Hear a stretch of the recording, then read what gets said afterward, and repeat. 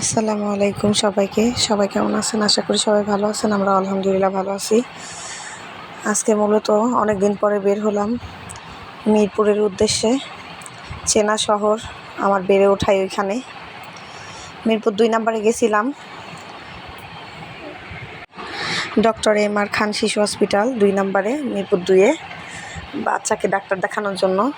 ভালো একটা বিশেষজ্ঞ ডাক্তার দেখাইলাম বাবুকে। বাবু অনেক দিন ধরে জ্বর ঠান্ডা ভুগতেছিল, তারপর ওইগুলো কমার পরে এখন প্রায় 3-4 দিন ধরে ও কোনো কিছু খাইতেছিল না।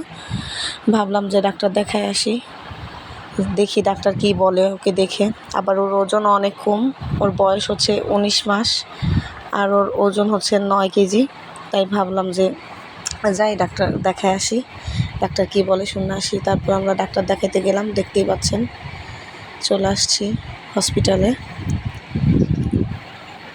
আমরা যে ডাক্তারটা দেখাই উনি ছিল না, অন্য একজন ছিল, তাই ওনাকেই দেখাইলাম।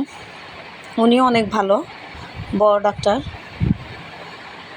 যাই হোক, ডাক্তার দেখানোর পরে ম্যাম 2-3টা টেস্ট দিল বাচ্চাকে। সেই টেস্টগুলো আমি পরে করাবো, এখন করাবো না, ফরিদপুর যেয়ে করাবো। তাই আমরা ওষুধ লিখে চলে আসলাম। বাবুর তেমন কোনো সমস্যা ছিল না, শুধু খেতে চাচ্ছিল না, তাই ডাক্তারটা দেখাইলাম। এই তো ডাক্তার দেখানো শেষ হলো, পরে আমরা আস্তে আস্তে চলে গেলাম বাহিরে।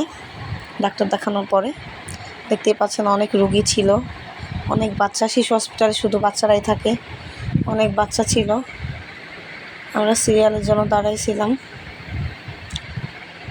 পরে ডাক্তার দেখায় আমরা আবার চলে আসি বাচ্চাকে নিয়ে। আসসালামু আলাইকুম।